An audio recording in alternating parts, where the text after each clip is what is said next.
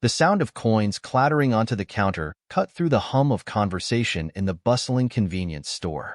The man on the other side of the register, dressed in a pressed suit and carrying the air of entitlement, narrowed his icy blue eyes at the cashier, his voice slicing through the tension like a blade. "Do you even know how to count change properly?" The man sneered, his words laced with condescension. "People like you shouldn't even be working here." The cashier, a young man with deep brown eyes and a calm demeanor, didn't flinch. He stood tall, his fingers steady as he slid the man's change across the counter. His name tag read Jordan. "Your total is correct, sir," Jordan replied evenly, his voice calm but firm, refusing to rise to the bait. The customer scoffed, glancing over Jordan's name tag before muttering under his breath. "Figures. Must have gotten this job through some charity program."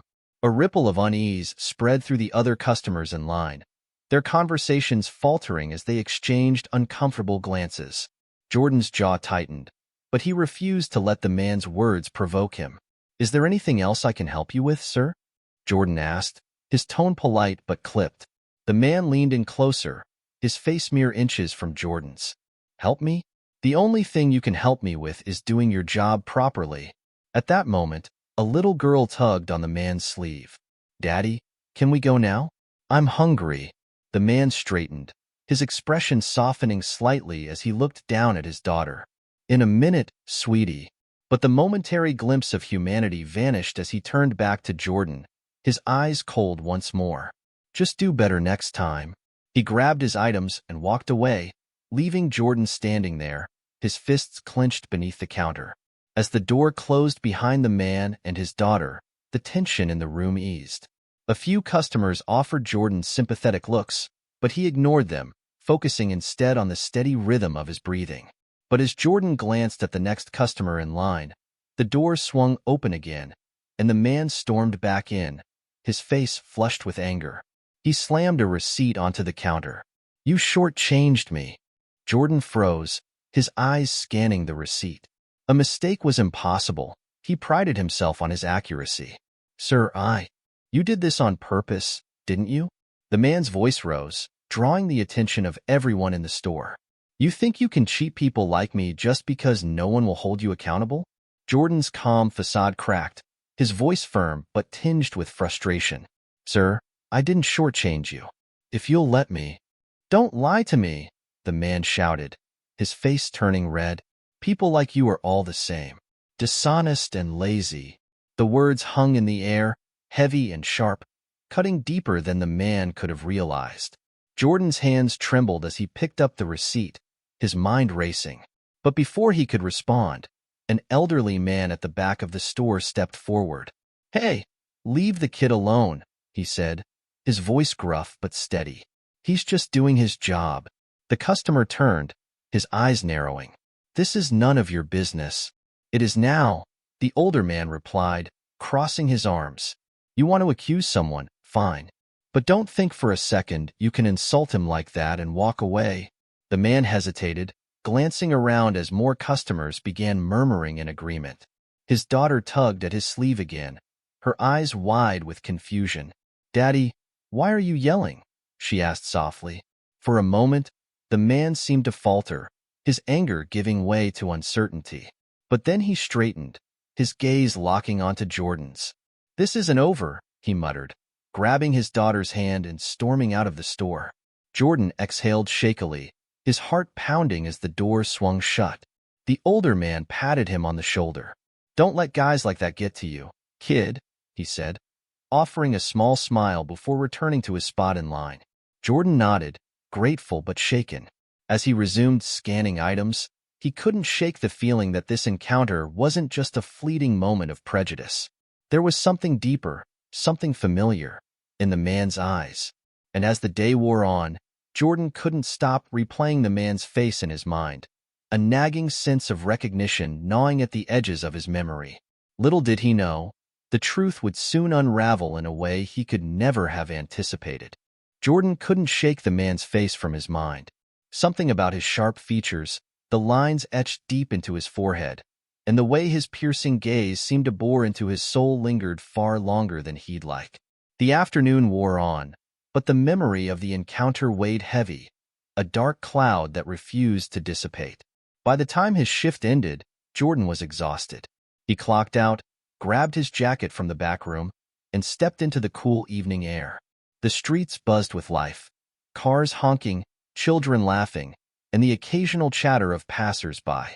But none of it felt real. His thoughts remained trapped, circling back to the confrontation.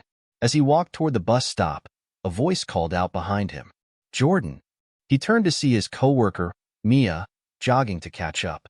Her braided hair bounced as she moved, her face lighting up with a kind smile despite the long day. "You okay?" she asked, falling into step beside him. "You seemed off after that guy earlier." Jordan hesitated, his eyes scanning the pavement as he considered his response. "Yeah, I'm fine. Just another day, right?" He forced a smile, but Mia didn't buy it. "Come on," she pressed. "That guy was a jerk. Don't let him get in your head."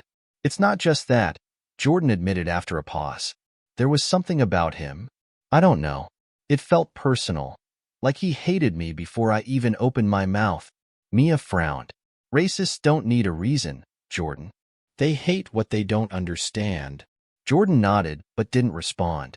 As they reached the bus stop, Mia glanced at him again, her brows knitting together in concern. "Hey," she said softly, "don't let one idiot ruin your night, okay? You're better than that." Jordan managed a small smile. "Thanks, Mia." The bus screeched to a halt in front of them, and they stepped on. Jordan took a seat by the window, staring out at the city lights as they blurred past. He wanted to shake the feeling, to convince himself it was just another unpleasant encounter in a world that often seemed stacked against him. But deep down, he knew it wasn't that simple. That night, Jordan couldn't sleep.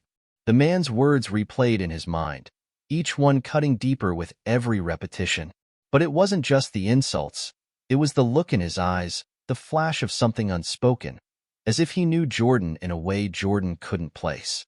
In the quiet of his room, Jordan reached for his phone and opened the search engine. He hesitated, fingers hovering over the keyboard. What was he even looking for? He didn't know the man's name, only his face and the venomous words he'd spewed. But something told him there was more to the story, and he couldn't let it go. Finally, he typed, "White man insults cashier in convenience store," and scrolled through the results. Nothing relevant came up. Frustrated, he tossed the phone onto his bed and buried his face in his hands.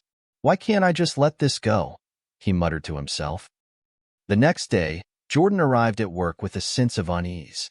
He couldn't explain it, but the air felt heavier, like the store itself carried the weight of yesterday's encounter. Mia greeted him with a cheerful wave, but even her warm presence couldn't shake the feeling. The hours dragged on, each customer blurring into the next. And then, just as Jordan began to think he might get through the day without incident, the doorbell chimed. Jordan's stomach dropped as the man from yesterday walked in. He wasn't alone this time. His daughter clung to his hand, her eyes darting around the store. The man didn't look at Jordan as he approached the counter, but Jordan's chest tightened all the same. "Back again," Jordan said, trying to keep his tone neutral. The man glanced at him, his expression unreadable. "Forgot something yesterday," he muttered, pulling out his wallet. Jordan watched him closely, every nerve in his body on edge. The man paid for a pack of gum and turned to leave, but then something strange happened. His daughter tugged on his hand, her small voice breaking the silence. "Daddy, why is that boy's name Jordan?" she asked, pointing to Jordan's name tag. The man froze, his hand tightening around hers. "What do you mean?" he asked, his voice strained. The girl shrugged. "I heard Mommy say that name before. She said you used to know a Jordan." Jordan's breath caught in his throat. He looked between the man and the little girl, a flicker of confusion and unease spreading through him. The man's face turned pale, his lips pressing into a thin line. "You must be mistaken," he said sharply, pulling his daughter toward the door. But Jordan couldn't let it go. "Wait," he called after them. "What did she mean? Do you know someone named Jordan?" The man didn't answer. He pushed the door open, his daughter trailing behind, and disappeared into the night. That evening, Jordan sat in his room, his thoughts racing. The man's reaction had been too intense, too deliberate. There was a connection there. He could feel it. But what? And how? He grabbed his phone again and began searching, this time more determined. He dug through social media, news articles, anything that might give him a clue. Hours passed, and just as he was about to give up, he stumbled upon an old photo on a public Facebook profile. It was a grainy image of two young men, arms slung around each other's shoulders, grinning at the camera. One of them was unmistakably the man from the store, and the other— Jordan's heart stopped. The other man in the photo was his father. His mind reeled, the pieces clicking into place with terrifying clarity. The way the man had looked at him, the recognition in his eyes, the tension in his voice— it all made sense now. But why hadn't his father ever mentioned this man? And why had the man treated him with such hostility? Jordan knew there was only one way to find out. He had to confront him. The next day, Jordan waited outside the store, his hands clenched into fists as he rehearsed what he would say. When the man finally appeared, Jordan stepped into his path.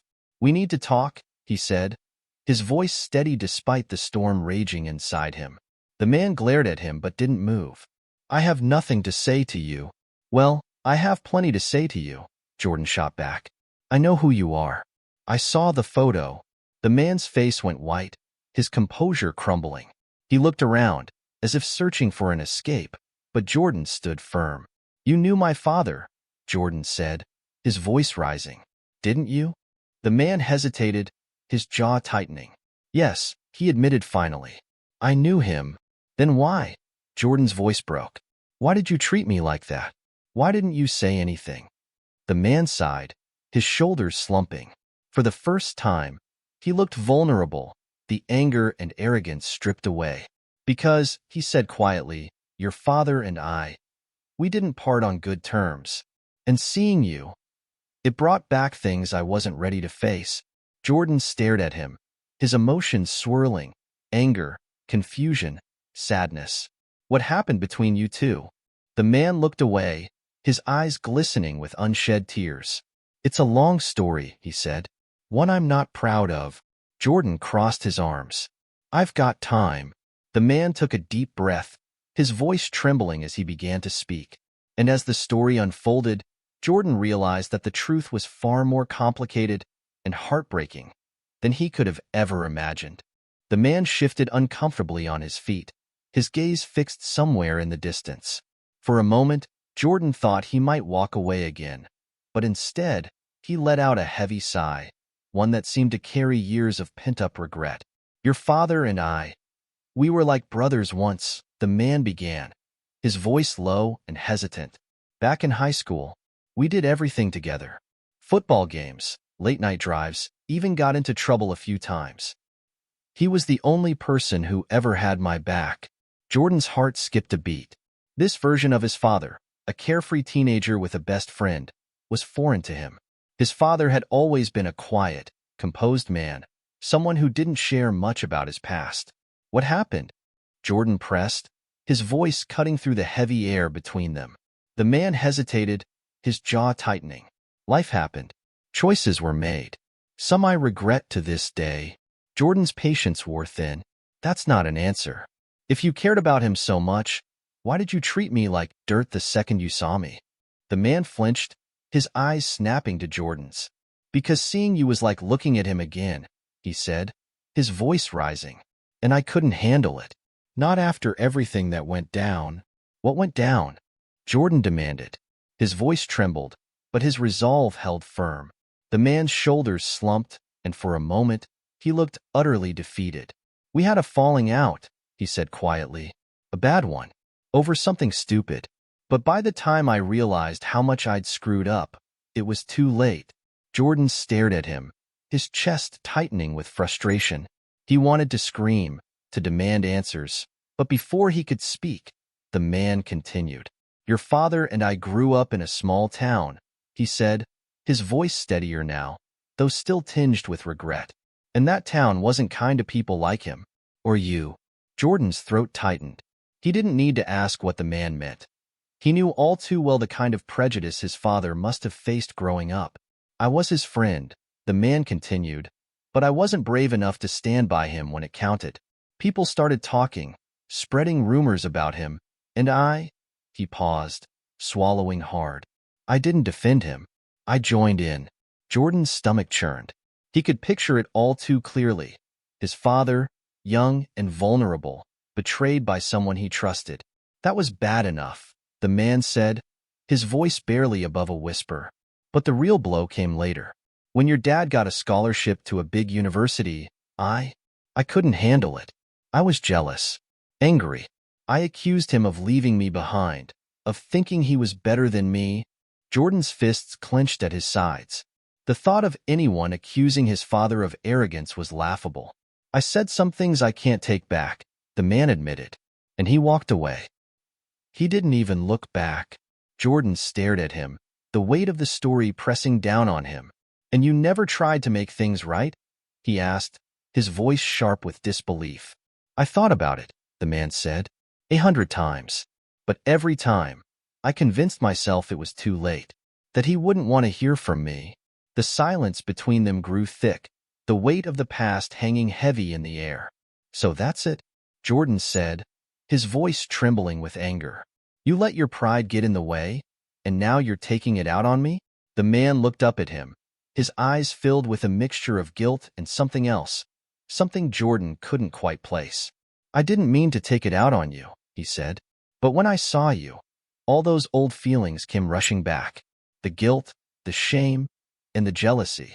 You look just like him, you know. Jordan felt a pang of sorrow at the words. He had heard it before, of course, that he resembled his father.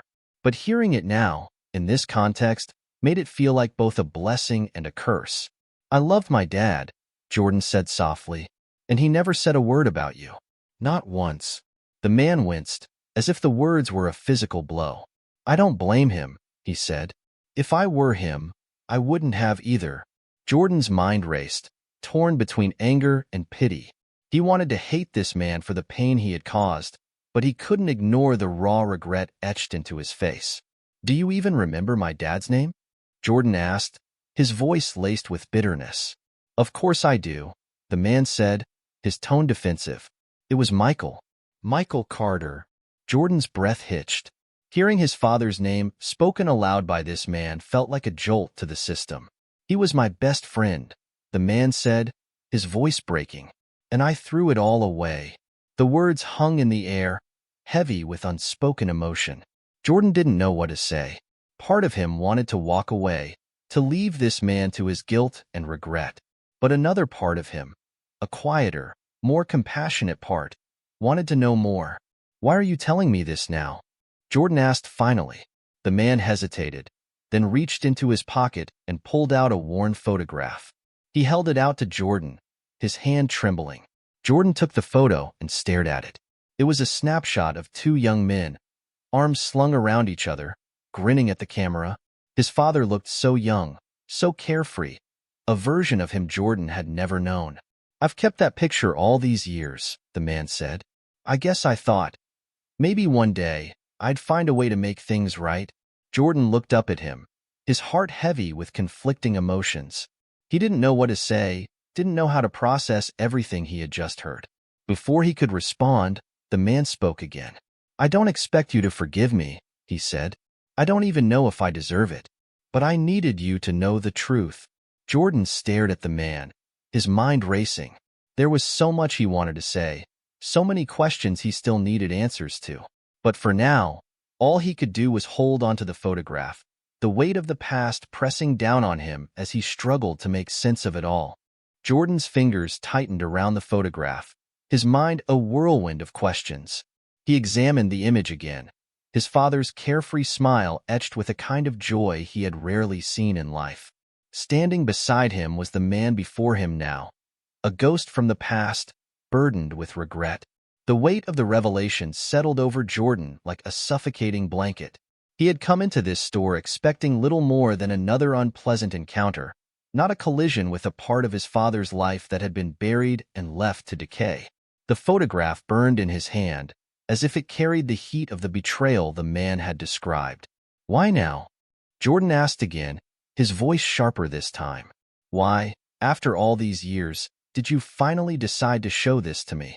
The man's lips pressed into a thin line, his gaze falling to the floor. "Because when I saw you, I knew there was no running from it anymore," he said quietly. "You're a reminder of everything I lost and maybe a chance to do something right." Jordan's jaw clenched, his pulse pounding in his ears. "A chance to do something right? You think you can just unload all this on me, and it'll make up for what you did? For what my dad went through because of you?"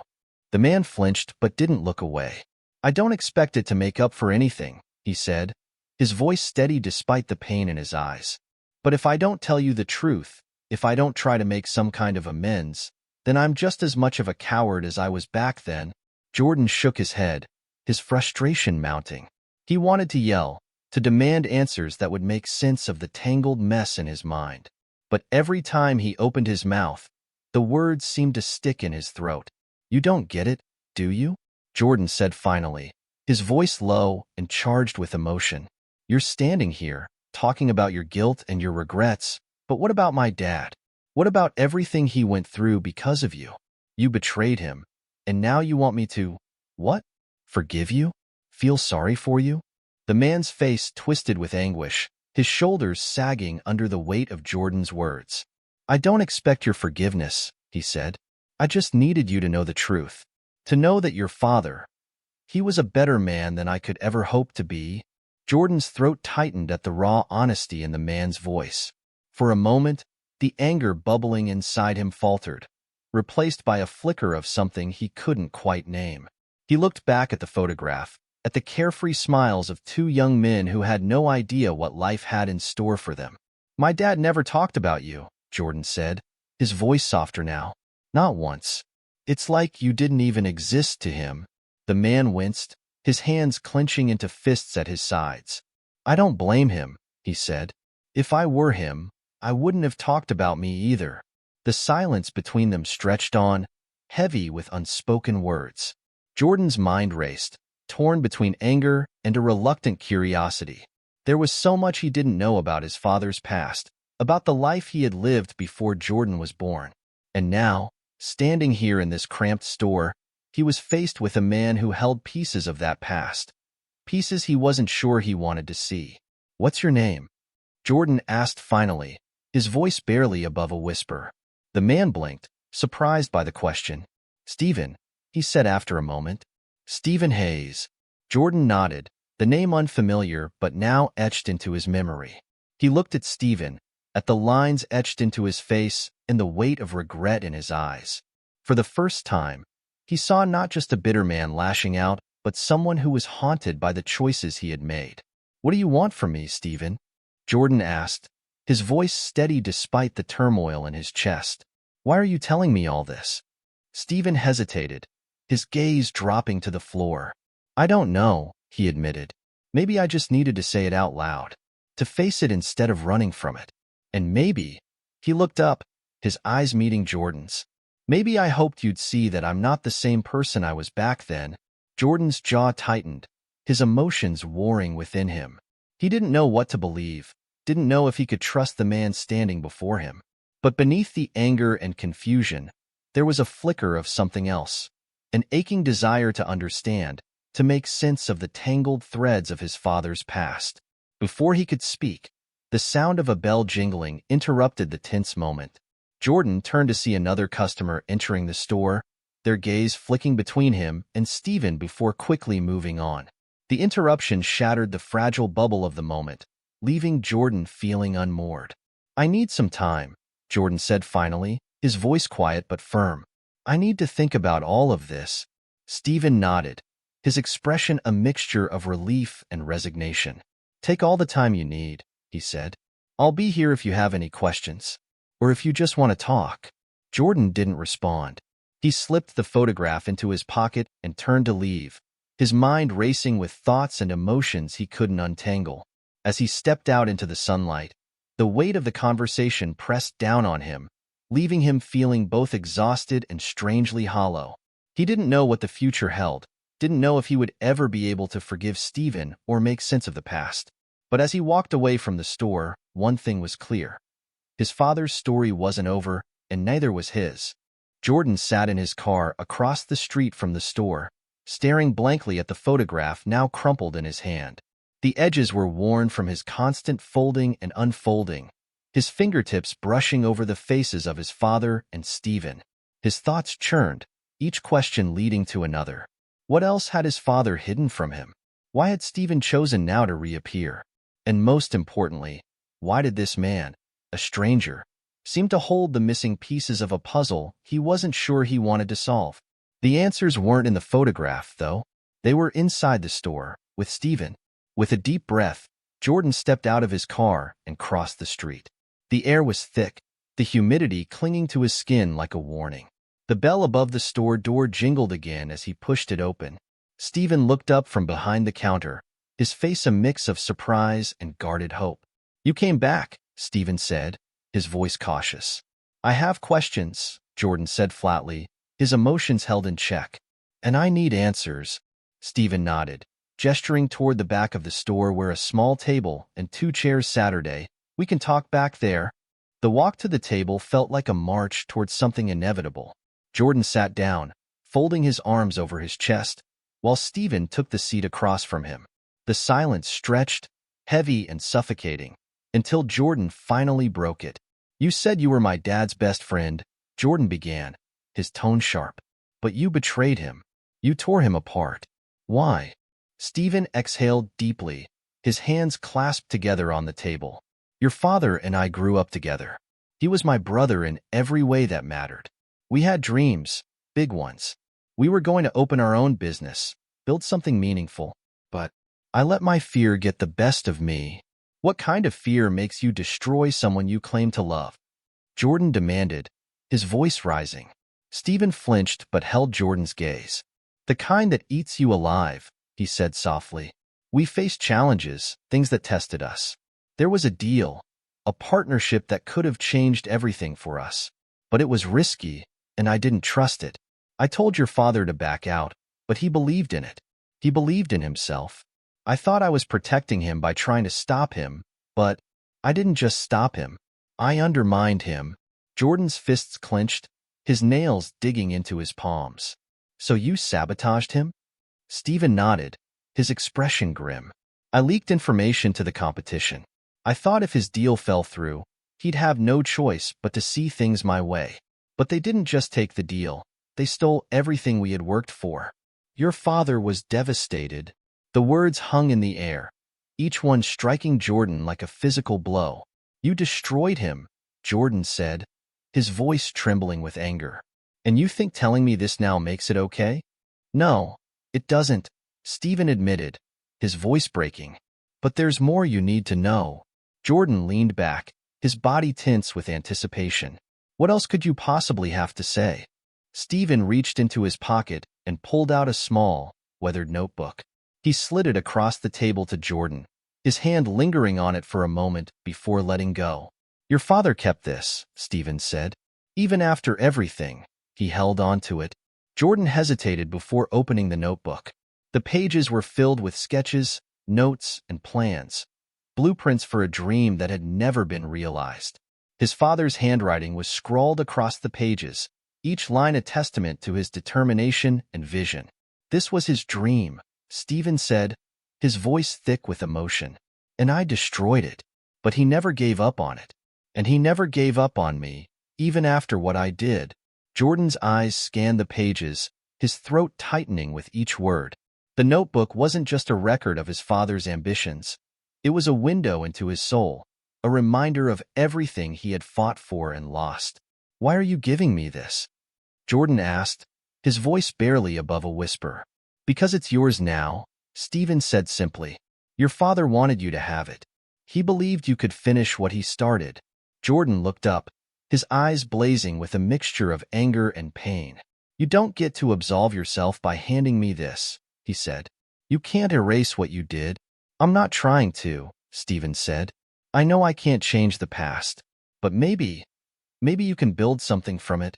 The weight of the notebook in his hands felt both like a burden and a challenge. Jordan's mind raced, the pieces of his father's life and Stephen's betrayal colliding in a way that made him feel like he was teetering on the edge of something monumental. Before he could respond, the door to the store burst open, and a middle-aged woman stormed in, her face flushed with anger. "Stephen," she yelled. "We need to talk." Stephen stood abruptly, his body tense. "Not now, Marcy," he said, his voice firm. "Oh, it's happening now," Marcy shot back, her eyes narrowing. She turned to Jordan, her gaze sharp and assessing. "You must be his son. He's been hiding this from you, hasn't he?" Jordan's heart skipped a beat. "What are you talking about?" he asked. Marcy smirked, her expression full of spite. "Ask him about the money," she said. "Ask him about the inheritance he's been sitting on for years." Jordan's gaze snapped to Stephen, his stomach churning. "Is that true?" Stephen's face paled, his silence confirming the accusation. The room seemed to close in around them, the tension reaching a boiling point. Jordan's hands clenched into fists as he stood, his voice shaking with fury. "You've been lying to me this whole time," he said. "About everything." "Jordan, let me explain," Stephen began, but Jordan cut him off. "Save it," Jordan said coldly. "I'm done listening to your excuses." He turned and walked out of the store, the weight of the notebook in his hands feeling heavier with every step. The revelation had shattered what little trust he had begun to build, leaving him with more questions than answers. But one thing was clear. The truth was far more complicated and far more painful than he had ever imagined. Jordan stormed out of the store, the crisp autumn air slamming into him like a physical wall. The world outside felt too bright, too loud, mocking him with its normalcy while his thoughts churned in a chaotic storm. The notebook was clenched tightly in his hand, its edges digging into his palm as if grounding him in the midst of his spiraling emotions. Stephen's voice called out behind him, "Jordan, wait please." Jordan didn't slow down. He crossed the street with long strides, anger propelling him forward. But Stephen was relentless, his footsteps pounding against the pavement as he chased after Jordan. "Stop!" Stephen shouted. His voice cracked with desperation, and for some reason, that made Jordan pause. He turned abruptly, his jaw tight, his chest heaving. "What do you want, Stephen?" His voice dripped with bitterness. "Another lie? Another excuse?" Stephen stopped a few feet away, his hands raised as if Jordan were a cornered animal ready to lash out. "No more lies," Stephen said, his voice raw. "You deserve the truth. All of it." Jordan's laughter was harsh, almost a bark. "The truth? Now you care about the truth? You've spent decades burying it." "I know," Stephen admitted, his shoulders sagging. "I've made mistakes. Mistakes that cost your father everything. And I'm not asking for your forgiveness. But you deserve to know what really happened. All of it." Jordan's nostrils flared, his grip tightening on the notebook. "Then talk. But this better not be another half-truth." Stephen glanced around, his eyes landing on a nearby park bench. "Let's sit," he suggested. Jordan hesitated, but eventually followed, the tension between them palpable. They sat in silence for a moment, the distant hum of cars and the rustling of leaves filling the void. Stephen finally broke the silence. "Your father? He was my best friend, my brother. And I ruined him. But it wasn't just the business deal. There was something bigger." Jordan arched an eyebrow, his patience wearing thin. "Spit it out, Stephen." Stephen leaned forward, his elbows resting on his knees. "There was an inheritance," he began. "From your grandfather. A sizable amount of money that was meant for your father, and for you." Jordan's stomach twisted. "What are you saying?" Stephen's voice dropped, heavy with guilt. "Your grandfather didn't trust your father's ambitions. He thought your dad was too idealistic, too reckless. So he put me in charge of the money, thinking I'd be the level-headed one to manage it. But I used it. For myself." The words hit Jordan like a punch to the gut. He stared at Stephen, his mind reeling. "You stole from my father? From me?" Stephen nodded, his expression grim. "I justified it at the time. I told myself I'd pay it back, that it was just a loan. But then the business fell apart, and I had nothing to give back. By the time I realized what I'd done, it was too late. Your father wouldn't even look at me." Jordan shot to his feet, his body vibrating with rage. "You're unbelievable," he spat. "You didn't just betray him. You destroyed his legacy. And now you expect me to, what? Understand?" Forgive you? No, Stephen said quickly, standing to face Jordan. I don't expect anything, but I need you to know that your father never gave up on you. Even when I failed him, he believed in you. That's why he left the notebook. He wanted you to have a chance to build something from the ashes. Jordan shook his head, his emotions threatening to boil over. You don't get to frame this as some kind of redemption story for me, he said. You don't get to twist this into something noble. Stephen took a step closer, his eyes pleading. You're right. I don't deserve that. But the money, it's still there. What's left of it, at least. It's yours. It's always been yours. Jordan froze, his heart pounding. What do you mean? What's left of it? I've been saving, Stephen said, trying to make up for what I took. It's not the full amount, but it's something. I want you to have it. Jordan stared at him, his mind a whirlwind of emotions. Do you think money will fix this? That it'll erase what you did? No, Stephen said softly, but it's not about erasing the past. It's about giving you a chance to move forward. Jordan's jaw tightened. You think I can just move forward after everything you've told me? After everything you've done? Stephen's silence was deafening. Jordan turned away, his thoughts racing. His father's face flashed in his mind, followed by the weight of the notebook in his hand. The dreams his father had left behind, the ambitions Stephen had stolen. It was all too much. And yet, the idea of rebuilding, of reclaiming what was lost, it was tempting. But could he trust anything Stephen said? Could he accept money tainted by betrayal? Don't follow me, Jordan said over his shoulder, his voice low and firm. He walked away, leaving Stephen standing alone on the park bench, the weight of his confession hanging in the air like a storm cloud ready to burst. Jordan walked aimlessly, his mind heavy with the weight of Stephen's confession and the tangled emotions it stirred. His grip on the notebook was almost involuntary now, the leather edges pressing into his fingers like a tether to the storm inside him. Every step felt both purposeful and lost, his thoughts ricocheting between anger, grief, and a faint whisper of hope he didn't want to acknowledge. The sun dipped lower, casting long shadows across the park, and the cool breeze brought a momentary sense of clarity. Jordan stopped near the edge of a small pond, the water still and reflective. He stared at his distorted reflection, his father's face flashing briefly in his mind. Could he truly move forward? Could he honor his father's dreams without being consumed by the bitterness left in Stephen's wake? Behind him, faint footsteps approached. I know you said not to follow, Stephen said quietly, stopping a few feet away. But there's something else you need to see. Jordan turned slowly, his jaw tightening. Haven't you said enough? Stephen extended a small envelope, his hand trembling. This is the account information. Everything I've managed to save is in here. It's yours to decide what to do with it. Jordan stared at the envelope, his mind warring with itself. He wanted to throw it away, to reject everything Stephen represented. But deep down, he knew it wasn't about Stephen. It was about his father's legacy and his own future. Reluctantly, he took the envelope, slipping it into his jacket pocket without a word.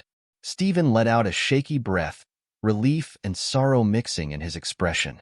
I know I can never make things right, but I hope you find a way to build something better.